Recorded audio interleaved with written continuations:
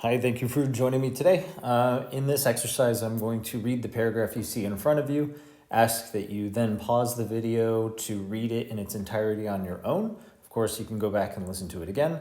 However, just be aware that this paragraph contains several corrections which you will need to identify and apply related to punctuation and capitalization and, of course, sometimes verb tenses. So just read it carefully.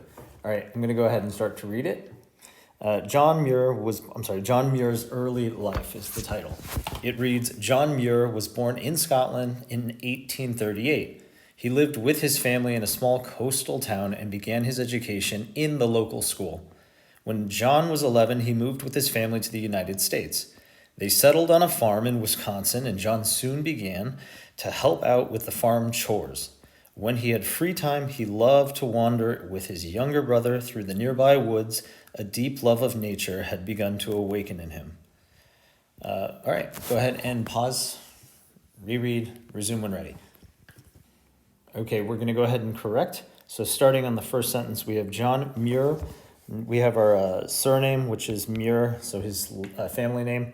It's a proper noun, therefore it needs to be capitalized. So, well, he was born in Scotland in 1838. Well, Scotland is a proper noun as well because it's the name of a specific noun or place in this case. All right, we're going to continue to the next line. He lived with his family in a small coastal town and began his education in the local school. All right, so here we have begin, which should be its past tense variant, which is began, or started, I should say, his education in the local school. Okay, when John was 11, he moved with his family to the United States. For this is an absence of punctuation, which we're going to use to generate a pause at the start of our sentence. So looking at the first clause, when John was 11, so there's your first clause. Well, he moved with his family to the United States, so dependent clause. Let's see. Oh, United States as well, proper noun. Both parts of the name, need to be capitalized. That was interesting. Let me zoom back out. Next sentence. They settled on a farm with his family. We already finished that. So they settled on a farm in Wisconsin, and John soon began to help out with the farm chores. All right, here we've got Wisconsin, which is the name of a state, needing to be capitalized. It's a proper noun. We're going to go ahead and do what's called, I think it's an Oxford comma, where it's the comma that comes just before the conjunction and. All right, John being a first name, proper noun, needs to be capitalized, soon began to help out with the farm chores. Here you have the phonetic spelling of the word chores, but it's inaccurate. It should actually be chores. All right, let's continue. When he had free time, he loved to wander with his younger brother through the nearby woods.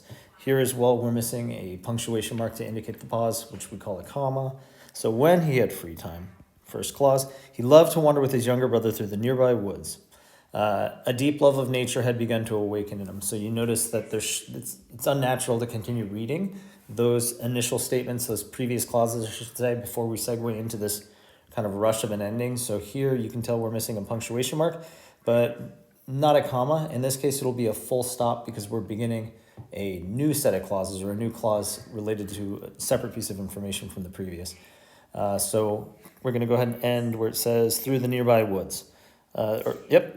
Period. So that's going to be the end of our first clause and begins the next one. So a deep love of nature had begun to awaken in him. And we are good. As far as any other corrections, of course, if you have any comments or modifications that you prefer or notice something I missed, please feel free to leave it in the comments section.